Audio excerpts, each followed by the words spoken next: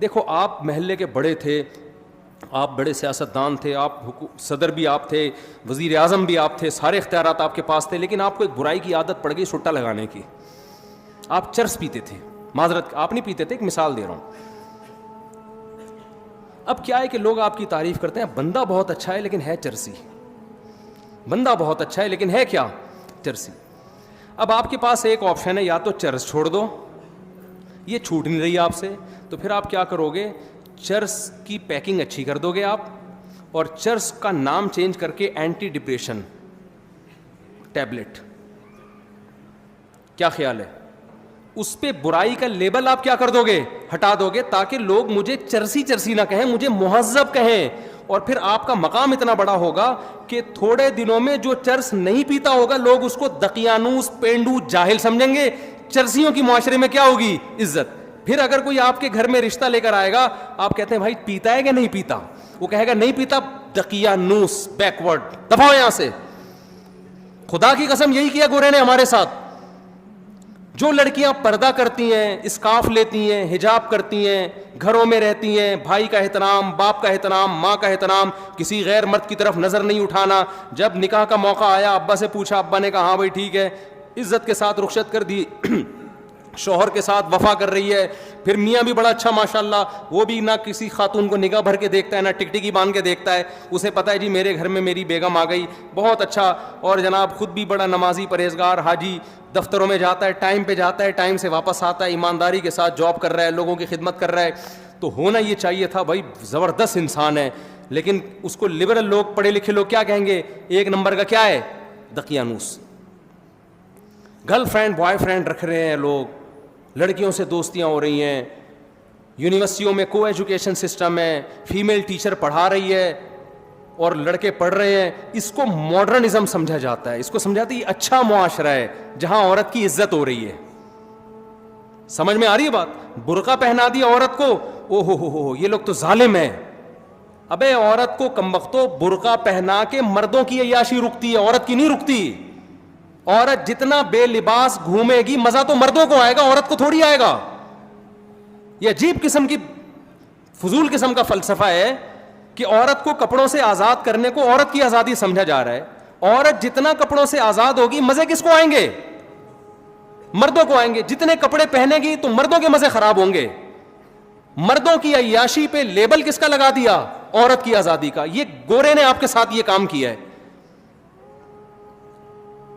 کمال کی بات ہے, ایک مسلمان جو اپنی بیوی کے ساتھ ساری زندگی وفا کرتا ہے, انڈے, آلو, پیاز, ٹماٹر, ہرا دھنیا, ادرک. آج پرچی میں کیا کیا لکھا ہوا تھا بھائی, آپ کے پاس آئی تھی نا پرچی, مجھے تو یاد ہو گئی. ایک دن تو میں نے جمعے کے دن جو ہے نا پرچی نکالی, وہ دعاؤں کے لیے پرچی دیتے ہیں, وہ میرے گھر کے سودے کی نکل آئی. اب میں بے دھیانی پڑھوں, 1 کلو آلو, 3 کلو ٹماٹر, تو ہمارا تو سارا دن کام ہی یہی ہے. ایک مرد, مسلمان مرد جو گھر میں بیوی کو ساری زندگی کھلاتا ہے اور پھر بھی تانے سنتا ہے, کیا آپ سے ملا کیا مجھے, وہ پھر بھی اس کو سہتا ہے, اس کی اولاد کی ساری زندگی خرچے اٹھاتا ہے, بچے کی پیدائش کا خرچہ اس کے ذمے, بچیوں کی ٹینشن یہ لے رہا ہوتا ہے. اب تو دامادوں کو بھی پال رہا ہے, صحیح ہے نا, شادی ہونے کے بعد ساری ٹینشنیں ایک مرد اٹھا رہا ہے. اس کا بیوی سے صرف یہ مطالبہ ہے کہ میری مرضی کے بغیر گھر سے باہر مت نکلو. اس کو دقیانوس قرار دے دیا, بیکورڈ. عورتوں کے حقوق کا محافظ نہیں ہے یہ, عورتوں پہ پابندیاں لگائی ہوئی ہیں, بیڑیاں باندھ کے رکھا ہوا ہے. اور گورا جو کمبخت اپنے خرچے پہ, شکر ہے کمبخت کا انگلش میں ترجمہ نہیں ہے, ورنہ گورے بھی کچھ بیان سنتے ہیں نا, ان کو کیا پتا کمبخت کا کیا مطلب ہے. اگر آپ سے کوئی ٹرانسلیشن کروائے تو اس کو بولے قابل احترام. ہاں, کیونکہ بعض دفعہ گورے بھی سن رہے ہوتے ہیں, رپورٹیں آئی ہیں اس طرح کی. تو گورا کمبخت ساری زندگی عورت سے مزے اڑائے گا, ساری, بالغ ہوتے ہی گرل فرینڈ پہ کوئی خرچہ ہوتا ہے, کوئی خرچہ نہیں ہوتا ان کے. یہ آپ لوگ کے وہم ہے کہ گرل فرینڈ پہ, ان کے گرل فرینڈ پہ بھی 5 روپے بھی خرچ نہیں کرتے. گرل فرینڈ برگر کھائے گی اپنے پیسوں سے اور لڑکا برگر کھائے گا. ہمارے ہاں تو گرل فرینڈ میں آدھے ہو جاتے ہیں لوگ. وہ ایک آدمی گیا نا گرل فرینڈ کو لے کر ہوٹل پہ, کہتا ہے اللہ کے نام پہ 2 دودھ پتی دے دے. اس نے کہا کمبخت دوسری دودھ پتی کس کے لیے, اور اللہ کے نام پہ کیوں مانگ رہا ہے؟ کہہ رہے یار وہ گرل فرینڈ آئی ہوئی ہے. تو کہا کمبخت تو اتنا غریب ہے تو گرل فرینڈ کیوں رکھی ہوئی ہے تو نے؟ کہہ رہا رکھ کے غریب ہو گیا ہوں پہلے نہیں تھا, اتنا خرچہ کیا اس کے اوپر. گرل فرینڈ پہ, بیوی پہ تو اس سے بھی زیادہ خرچے ہیں. اس کے تو ماموں جب آئیں گے تو ان کے لیے سموسے لے کر آؤ, اس کے پاپا آئے ہوئے ہیں تو ان کے لیے رول لے کر آؤ, اس کے چاچا آئے ہوئے ہیں تو اس کے لیے جلیبیاں لے کر آؤ, ان کو یہ پسند ہے, ان کو وہ پسند ہے. ایک طویل سلسلہ لامتناہی, نہ ختم ہونے والا سلسلہ. ان کو کیا کہہ دیا گورے نے؟ بیکورڈ.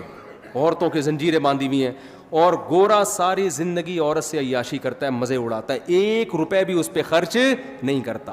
اور اتفاق سے 50 سال میں جب وہ شادی کر بھی لیتا ہے تو آپ جا کے پوچھیں, ایک چائے کی پیالی اپنے خرچے پہ اپنی بیوی کو نہیں پلاتا وہ. تو اس بدماشی, یہ چرس ہے نا, یہ وہی ہے کہ چرسی تھے. نام کیا رکھ دیا؟ کیونکہ مہذب قوم ہے نا, گورے ہیں بھائی, مہذب ترقی یافتہ قوم ہے, چاند پہ قدم رکھا ہے, مریخ پہ جانے کی باتیں ہو رہی ہیں. وہ کیسے یہ کہہ دیں گے کہ ہم مہذب لوگ نہیں ہیں؟ وہ کیسے مان لیں؟ تو انہوں نے کیا کیا, تہذیب کی ڈیفینیشن کو کیا کر دیا؟ چینج. میں سمجھا پا رہا ہوں کہ نہیں کھوپڑی میں آ رہی بات؟ انہوں نے تہذیب کی ڈیفینیشن کیا, کیونکہ یہ تانا کہ ہم ان کمبختوں کو, ہمارے جیسوں کو ہم کہیں یہ مہذب ہیں, ان کے ابا ہوتے ہیں, ان کے بیوی ہوتی ہے, ان کے ماموں ہوتے ہیں, ان کے چاچو ہوتے ہیں, ان کے سالے ہوتے ہیں, یہ مہذب ہیں. نا نا نا نا, مہذب تو ہم ہیں. ابے تم کہاں سے مہذب ہو گئے؟ تم تو شراب پیتے ہو, تم تو زنا کرتے ہو, تم تو عورت سے وفا نہیں کرتے, تم تو ابا کو اولڈ ہاؤس میں جمع کرا دیتے ہو. بڑھاپے میں تو جنت کمانے کا ٹائم ملا تھا تمہیں ان کی خدمت کرتے, تم اس وقت ابا کو اولڈ ہاؤس میں جمع کرا دیتے ہو. وہ کہتے ہیں اس سے کیا ہوتا ہے, اولڈ ہاؤس میں ان کی خدمت گورنمنٹ کرتی ہے, زیادہ اچھے طریقے سے پلتے ہیں وہ. اور اگر لڑکی راضی ہے تو ہم نے زنا کر لیا, تو زنا کیا ہے؟ یہ تو آپس کا ریلیشن ہے. انہوں نے تہذیب کی ڈیفینیشن کو کیا کر دیا؟ چینج. مذہب ہمیں اس ڈیفینیشن کو چینج کرنے بولو نہیں دیتا. مذہب کہتا ہے لا تقربوا الزنا. دو قسمیں ہوتی ہیں, ایک جانور میں بھی ہے, کچھ جوڑے بنا کے رہتے ہیں اور کچھ گدھے گھوڑوں کی طرح رہتے ہیں. تم نے گدھے گھوڑے نہیں بننا, تم نے نکاح کر کے رہنا ہے. تو اللہ نے کیا کہا؟ پیدائش کا مقصد ہے اچھا بننا, اور اچھے کو ڈیفائن بھی اللہ نے خود کر دیا کہ اچھا وہ ہے جس کو میں اچھا کہوں گا. اللہ نے کہا سود مت کھاؤ, مزاربہ, شرکت, اجارہ کے طریقے پر پیسہ کما سکتے ہو, سود کے طریقے پر تمہیں پیسہ کمانے کی اجازت نہیں ہے. اللہ نے کہا کہ یہ تمہارا باپ ہے, اس کے سامنے تم نے اف کیا تو تم اللہ کی نظر میں برے لوگوں میں شامل ہو جاؤ گے. بدنظری کی اجازت نہیں ہے. تو یہ دوسرا فرق ہے. تیسرا فرق کیا ہے؟ یہ یعنی غیر مسلم میں اور ہم میں 2 فرق میں نے بتا دیے. تیسرا اور آخری فرق بتا کے اپنے بیان کو ختم کرتا ہوں. دیکھو تیسرا فرق کیا ہے. اسلام نے آپ کو رہبانیت کی اجازت نہیں دی ہے. آپ کہہ سکتے ہیں نا ہمارا ہدف جب آخرت ہے تو مفتی صاحب پھر ہم ڈاکٹر بننے کو چھوڑ دیتے ہیں, کیا خیال ہے؟ پھر ہم سائنٹسٹ بننے کی کوشش, بولو نا, نہیں, پھر ہم اللہ اللہ کرتے ہیں, بس بیٹھ جاتے ہیں مسجد میں مصلی ڈال کے. یہ نہیں ہے. لا رہبانیت فی الاسلام. نبی صلی اللہ علیہ وسلم کے پاس چند صحابہ آئے, انہیں ایک نے عرض کیا یا رسول اللہ میں ساری رات تہجد پڑھوں گا, کبھی آرام نہیں کروں گا. ایک نے کہا میں زندگی بھر کبھی نکاح نہیں کروں گا. ایک نے کہا میں گوشت نہیں کھاؤں گا. آپ نے کیا اس عمل کو رہبانیت قرار دیا اور فرمایا میں تو نکاح بھی کرتا ہوں, میں تو آرام بھی کرتا ہوں. مر رغب عن سنتی فلیس منی, جو میرے طریقے سے ہٹے گا وہ مجھ سے نہیں ہے. لیبل وہ اچھا لگا رہا ہے لیکن اس کو اللہ اچھا نہیں کہے. آپ کو کوئی کام کرنے سے نہیں روکا.